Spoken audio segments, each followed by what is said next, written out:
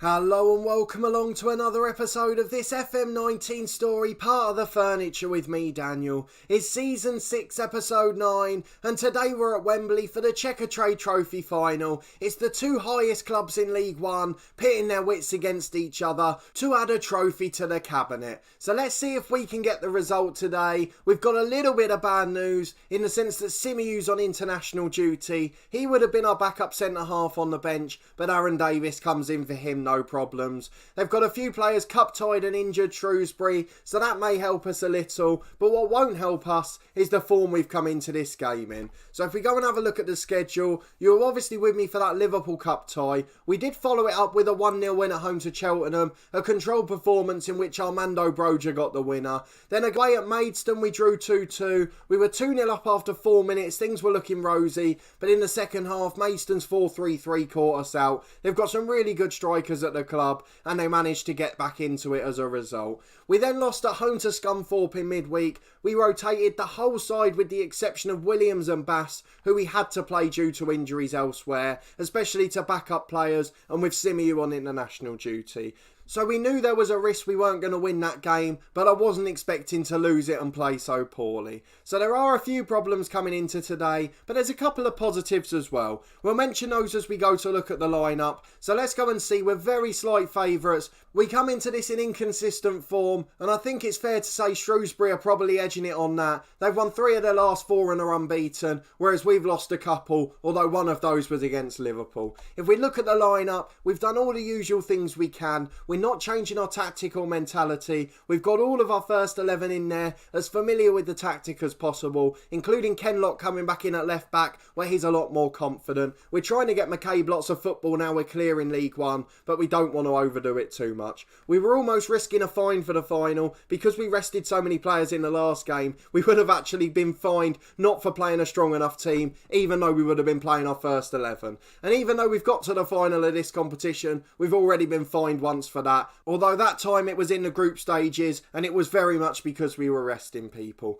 We've done all the little individual chats over the last couple of days, trying to get people's morale up as high as possible. It's a bad point in the season to lose just your 4th league game, but I think we've recovered well enough and should be alright today. The one other bit of news is that Lee Davis, the youngster we mentioned in the youth intake, he came through and had some promise. He's made his debut already and his potential ability's gone up to 4.5 star now, so I really hope he'll do well. He's got a great personality and he's broken the record for the youngest ever appearance maker at the club at just 15 years and 9 months. So a really big well done to him. It was only for the last minute off the bench in the number 10 role, but who cares, it's still an appearance. He's going to make a few more during the season, especially if we can wrap up promotion earlier. If we go and have a very quick look at the table, you can see we're just 7 points clear now as we've started to drop some more points. I'm hoping we can hang on okay, and obviously after today we can focus solely on the league. But we've seen the lineup for today. It's pretty much as you would expect. We've got Alex Bass in goal, Richards and Kenlock the fullbacks, with Williams and Burnley ever dependable centre-back partnership, McDonald and Butcher in central midfield, Adam Lewis off the left wing, the attacking right midfielders Jack Stacey and David Crawford's in behind Owen Jack, who will switch back into his preferred pressing forward role after Broja had been deputising for him in recent games. So let's get into the cup final and see if we can get a victory under our belts at Wembley, just as we did in the National League playoff final a few years ago. Shrewsbury playing a bog standard 4-4-2. I'm a bit worried about this striker up here on the right. He seems to be an advanced forward or poacher, and obviously we push Kenlock up on the left, so that could be a bit of a problem later on. There are 2 men on the right hand side. Harriman and Gilliard have both played for Luton Town in the past, so a couple of names I recognise there, but most of the rest of the team isn't too recognisable. Adam May's a player I recognise. I think he started at Pompey if I remember rightly. He did. He was at Pompey at some stage anyway. And then Reece James, the left back, I'm thinking Wigan. It was Wigan. And he played for Sunderland as well. So he's a name that's been in the EFL a few years.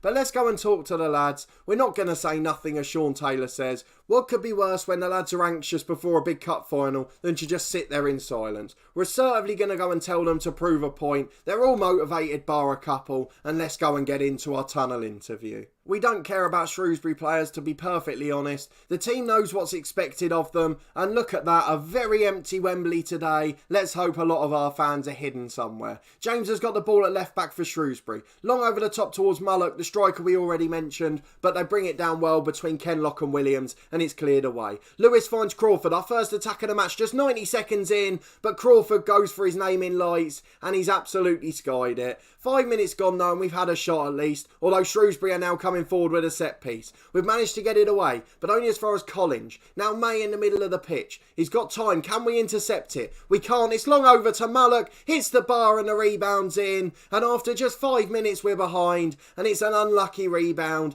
Unfortunate for us, but Mullock got in behind just as we feared he would. A terrible start after a terrible run of form. And unfortunately, we could go 3 without a win at the worst possible point of the season. It's Miller for Shrewsbury again. They're dominating this game early on. Out to Gilliard on the right. Stevens at the back post and it's blocked, but that would have gone into the top corner again. James has got the ball this time for Miller. Miller inside to Haygarth. He's got 2 men running off him. Might go alone. Tries to find Gilliard, but it's over here. And we're only 10 minutes in, but we're already going to demand more because we're getting absolutely outplayed by a decent Shrewsbury side. Haygarth in the middle to Mullock. Turns his man, deflects off Williams, and it's behind for a corner. I'm so worried by the way we're starting, and it's been the biggest problem in the last few games. The second half against Maidstone, the whole game against Scunthorpe, and this one so far. We've just been outplayed. And now Rowan McDonald's got a knock, as has Johnny Byrne. This is going to be a really bad day at the office. Not only is it going to be a loss for us in the Checkatrade Trophy Final, we're also starting to lose players for the run-in of the league. McDonald isn't too bad because we can replace him with Stevens. He'll go into his preferred deep line playmaker role. I think we might even switch him over to the left-hand side just to try and cover that attacking run. So he'll go on the left as a deep line playmaker on defend, and Butcher will go as the box-to-box on the right. We've got to leave Johnny Byrne on for now because it's such a step down once Davis comes on. 15 minutes gone, we're losing and struggling.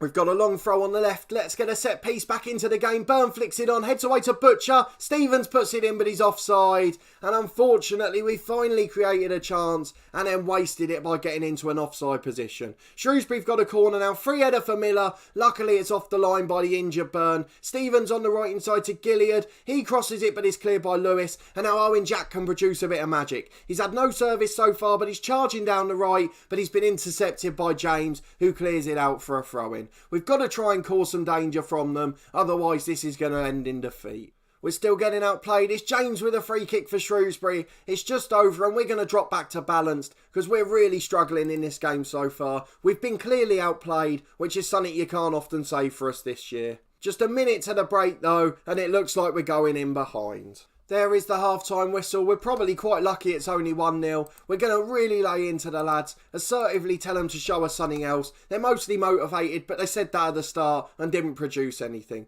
We just need to get the ball down and play our normal football, or we'll go to the old school 2 up front and hoof it up to Armando Broja. We'll give it 15 more minutes and then we'll go to that last resort if need be. Just 25 minutes left. We've had no more highlights. There's nothing going on and Crawford's had a poor game. So we're just going to go to it. Jack's going to go up front alongside Armando Broja, who'll come off the bench for Crawford. A target man on attack, just as we like to have. Let's see what else we can do. We'll drop Stacey back to the right of midfield. Just a classic 4-4-2 now. Richards is on support. We'll switch Kenlock to that role as well. He doesn't mind being on support. We're going to go back to positive, but this time we're going to go slightly longer with the passing. In transition, what else can we do? We still want to distribute to fullbacks because they can just cross from deep, but I don't think there's anything else we can do to really help this along at the moment. We've got 1 sub left. I'm going to leave it 10 more minutes in case Johnny Byrne needs to come off, but otherwise we'll make another attacking change. Possibly List for Stacey looking at the game so far. Right, another 5-10 minutes gone, nothing's happened. We're going to push Stacey back up and replace him. He's had a really poor game. Elliot List on in his preferred attacking midfield role. I think we can do the same with Lewis as well, but he doesn't seem particularly confident there. I have just realised on a positive note, he's now a natural winger, which is something we didn't have before, but let's just see if we can get back into it. I have no idea what's going to happen late on here, but we want to try and make a fist of it at the very least. We've got to throw in the right back area. We're shouting at the lads to show some passion. They're 1-0 down and they haven't even put up a fight in this half. Harriman's lost out to Broder in the air though. In 1-on-1. First shot's at the keeper. Second one hits the post and bar. Oh, it's right in that corner. What an awful miss in the rebound. He just had to tap it into the empty half of the net but didn't. And it's been headed away now by Shrewsbury. List is charging down the left-hand side, but he's been forced back into the injured Johnny Byrne. 10 minutes to go and now we've got a fighting chance. It's a free kick for Shrewsbury on the right. Naismith shoots just over. I think we're going to go attacking now. Just try and get the ball up as quickly as possible. Let's see what we can do and if we can create just one more opportunity. 2 minutes of stoppage time left. We're throwing the kitchen sink at them. We've gone very attacking, very direct, and just tried to hoof it up to the target man. Basser's got it now, but we're not seeing anything. It's just wave after wave from Shrewsbury. What on earth is going on here? We're on very attacking, and we're not doing anything to get back into the game. And Richards has missed his header. I finally thought we'd got the ball back there with a chance, but we've conceded a corner due to an individual mistake. Again, we've bottled it on the biggest occasion. We signed these experienced players, so this year we didn't have to worry about falling away towards the end of the season, and it's happened yet again. In the league we're in poor form, in this one we've thrown it away, and we're going to lose out on another final in what I hope will be our last chance to win this trophy, as we don't want to be back in League One again. Shrewsbury have got the throw on the left and it'll be full time as soon as it's taken. A completely deserved victory for them, but we've been absolutely terrible on the big stage again, and it's something we've really got to start to worry about now. Bass will go long, the referee's probably got the whistle to his lips already. Shrewsbury are deserved winners, and unfortunately I'm not very happy with that performance. I've got no idea who that is on the back right for them in a completely different kit, but we're just going to go to the post-match. We were outplayed and we were absolutely terrible. I'm going to be aggressive. We've picked up a couple of injuries as well, so we're probably going to be a few players short for the run into the season, and we won't be surprised at all if Shrewsbury manage to nick the title off us at this rate. We nearly did it in League 2 with Maidstone, and we're risking it again. Let's see McDonald's injury. He's out for 2 months, so that's his season over. Shrewsbury lift the trophy, we know that. What's Burns' injury? 5 to 8 days. So I don't think we've got a midweek game, so we'll just miss the home tie against Bolton. A really important game. We've got to win at home, as we've been so dodgy on the road.